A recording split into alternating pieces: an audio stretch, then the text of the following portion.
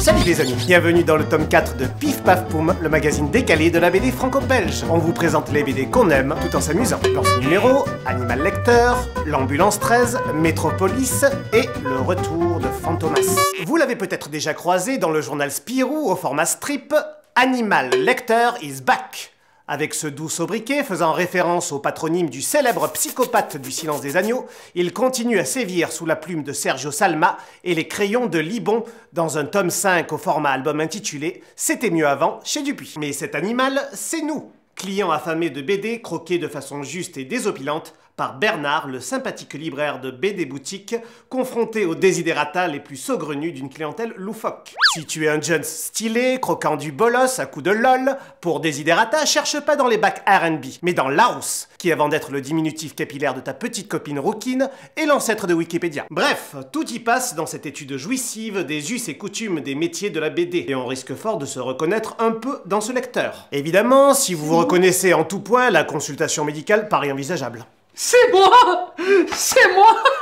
Face à cet animal, finalement, le premier héros de BD, c'est bien le libraire qui nous écoute. Bonjour. Bonjour. Il y a énormément d'expériences folles comme animal lecteur qui nous arrivent. Oula, il y en a beaucoup. Par exemple, un qui vient tout le temps nous demander le volume suivant du Black et Mortimer dès qu'il y en a un qui pointe le bout de son nez. Dans les années, je crois, 96-98, lors du salon Festival BD d'Annecy, il y a eu beaucoup de mémés, plus de 80 ans, qui sont venus au salon, toutes heureuses.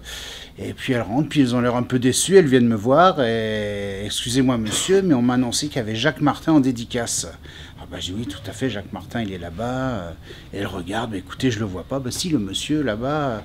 Ah mais non, mais oh, il a bien changé. Et en fait, elles attendaient tous à voir Jacques Martin, le présentateur vedette télé des années 90 avec son école des fans et compagnie. Et quand elles ont vu Jacques Martin, le dessinateur d'Alix, qu'elles connaissaient même pas, elles étaient hyper déçues et elles ne savaient pas qu'il y avait plusieurs Jacques Martin et c'était pas le bon pour elles. Et dans la catégorie inclassable, c'est vrai que ça nous arrive de surveiller quelques ratons laveurs qui rentrent dans la librairie pour la sortie des Gardiens de la Galaxie, histoire qu'ils n'ouvrent pas les bouquins quand même. Même cru une fois que c'était l'arrière d'un chien, puis quand je me suis déplacé pour voir le beau toutou, eh ben on avait un joli raton laveur. Autre univers, celui de la guerre de 14-18 dans l'Ambulance 13, une formidable série de Patrice Ordas et Patrick Cotias au scénario et d'Alain Mounier au dessin chez Bambou Grand Angle.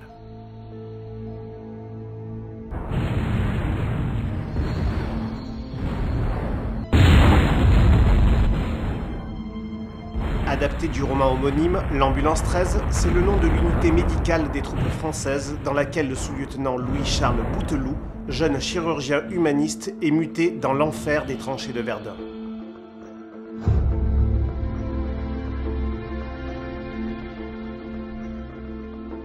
Dans ce tome 4, Des morts sans nom, nous retrouvons notre héros dans la boue du chemin des dames parmi les régiments de tirailleurs coloniaux décimés. Mais une lueur d'humanité apparaît en la personne de Marie Curie, venue présenter au front son invention de radiographie mobile, l'autochir, l'automobile chirurgicale. Cette série se situe à hauteur d'homme, avec un angle d'approche méconnu, montrant le travail d'adaptation que dut effectuer le service de santé des armées face à un conflit utilisant des armes nouvelles ravageuses. Salut camarade, je cherche une BD pour ma fille. Elle a 4 ans. Écoutez, là, c'est pas le moment, là. Eh, mais partage ta science, l'ami. Bécassine, ça existe toujours. 4 ans je peux vous conseiller le dernier Hellboy, chez Démonio Crucifix. Crucifix. Marie Hortense, à l'exorciste. Une nouvelle série chez Delcourt avec Métropolis de Serge Lehmann au scénario et Stéphane de Caneva au dessin. Disons-le tout de go, le premier tome pose les bases d'une histoire dense très prometteuse, mêlant à la fois uchronie, thriller et fantastique. La veine uchronique, ce style qui réécrit l'histoire à partir de bases réelles, nous transporte en 1935 au cœur d'une Europe en paix qui n'a pas connu la Première Guerre mondiale, à Métropolis, une ville carrefour de l'entente franco-allemande, brassant toutes les références politiques et culturelles de l'époque où l'on peut croiser Freud, Churchill, Aristide Briand, Louise Brooks et bien d'autres. Dans cet univers parallèle, aux nombreuses références au cinéaste Fritz Lang, évolue l'inspecteur Gabriel Fon, enfant viscéral de cette mégalopole dont il perçoit les moindres battements. Fawn est chargé d'enquêter sur un attentat spectaculaire ayant éventré la ville et révélé dans ses entrailles un secret qui semble bien plus lourd que le massacre perpétré. Nous avons donc rencontré Stéphane de Caneva, le dessinateur marseillais de la série, pour essayer d'y voir plus clair. Bonjour Stéphane. Bonjour Chris. Stéphane, cette série démarre sous les meilleurs auspices, non seulement au niveau scénaristique, mais aussi avec une esthétique qui semble marier l'expressionnisme allemand de Fritz Lang et la noirceur urbaine de Christopher Nolan.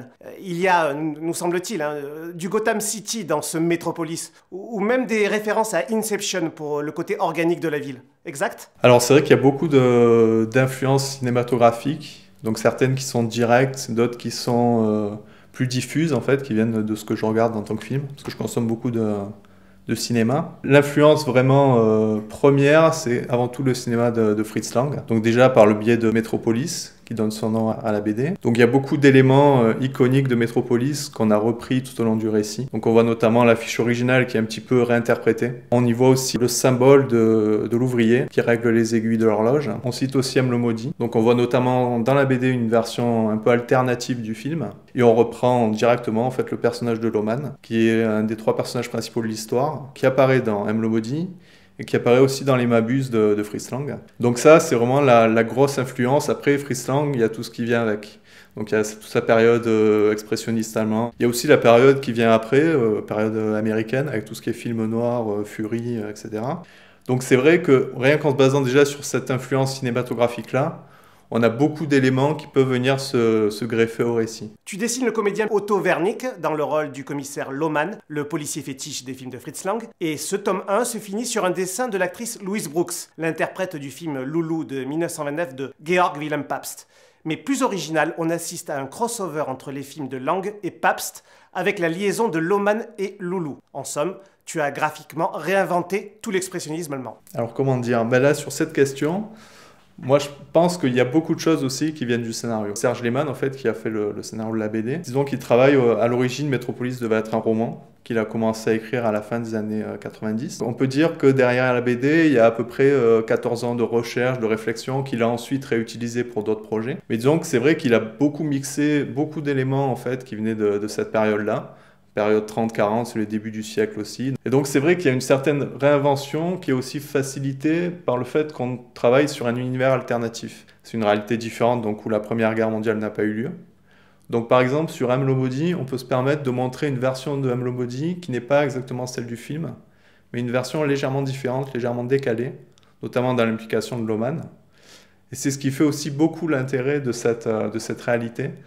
C'est-à-dire qu'elle est très proche de la nôtre, mais ce n'est pas exactement la nôtre. Comment tu t'es immergé dans cet univers ? Tu le connaissais déjà ? Oui, parce qu'en fait, en termes de BD, disons que je me suis lancé il y a peut-être 6-7 ans de manière un peu plus sérieuse, avec la volonté de faire éditer des BD. Et disons que les 3-4 premiers projets sur lesquels j'avais travaillé, c'était des projets un peu rétro-futuristes qui se basaient sur une esthétique années 30, années 40. Donc on peut dire que pendant 6-7 ans, j'ai toujours gardé ces projets en tête, compilé des références, etc. J'ai présenté à David Chauvel, donc, qui est directeur de collection aux éditions Delcourt, un projet justement rétro-futuriste qui mixait un peu ces influences-là. Donc le projet ne s'est pas fait, mais disons que ça m'a remis en contact avec Serge Lehmann, avec lequel j'avais un petit peu travaillé déjà avant. Et donc c'est vrai qu'en termes de recherche esthétique, références, etc., j'avais déjà des dossiers assez énormes sur cette époque-là. Mis à part le cinéma, tu as d'autres influences pour l'esthétique ? C'est beaucoup en termes de mise en scène. C'est vrai que je suis vraiment passionné de mise en scène, beaucoup plus que de dessin pur en fait. Je suis vraiment beaucoup influencé par tous les dessinateurs qui vraiment prennent en compte cet aspect, comme Andreas en franco-belge par exemple, Marc-Antoine Mathieu. En comics, il y en a certains aussi, Marcos Martin ou David Aja. Et après, en termes de dessin, je dirais que je fais un peu ce que je peux. J'ai des influences qui viennent d'un peu partout, donc beaucoup d'artistes de comic book, mais qui ont aussi un style un peu particulier, donc qui tire un peu vers le franco-belge, comme Travis Charest. Même si c'est pas une influence qui se voit immédiatement dans mon dessin, c'est quand même une influence qui est toujours très présente dans ma tête au moment où je dessine. Merci Stéphane, à bientôt. Merci Chris. C'est le retour de Fantomas. Et il n'est pas content, voire même en colère, dans la série d'Olivier Bocquet et Julie Rochelot aux éditions d'Argo. Fantomas, pour l'inconscient collectif, c'est surtout ça. C'est pas possible, là. C'est un schtroumpf. Il est laid. Regardez-moi là. Donc ici, point de déesse volante et de pitrerie à la petite semaine, certes ô combien jouissive. plat. Mais un retour aux sources du feuilleton imaginé par Pierre Souvestre et Marcel Alain entre 1911 et 1913, année de sa première adaptation au cinéma par Louis Feuillade. Paris, septembre 1911. La police est sur les dents. Fantomas a juré de dérober tout l'or de la capitale. Tandis que l'inspecteur Juve est mis à pied après avoir été tenu en échec une nouvelle fois, le journaliste Fandor tente, avec la collaboration d'un certain Georges Méliès, de démasquer l'ennemi public numéro 1.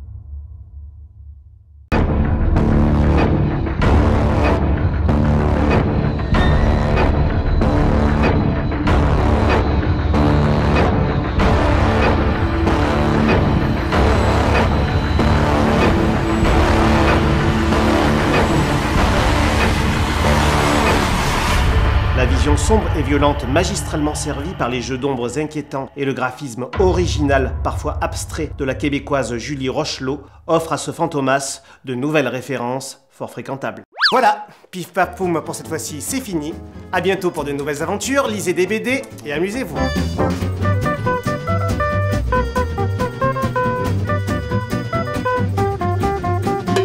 Ah, qu'est-ce que c'est? Excusez-moi, jeune troubadour. Une question tarabusque ma capillarité, en fait. J'aime les schtroumpfs pour la couleur, j'aime Tiff de Tiff étendu pour les cheveux. Est-ce qu'il existe un univers où les deux se rejoignent, s'il vous plaît? Ouais, Tiff et les Schtroumpfs. Ouais. Et moi j'aime la gélatine de papaye en sorbet aussi. Ouais. Là, je vois pas le rapport. On en a arrêté avec les spin-offs, les crossovers là où je vous sors un tome de Boule et Bill avec le docteur Killy Kill de Spirou. Ah, Docteur Killy Kill, je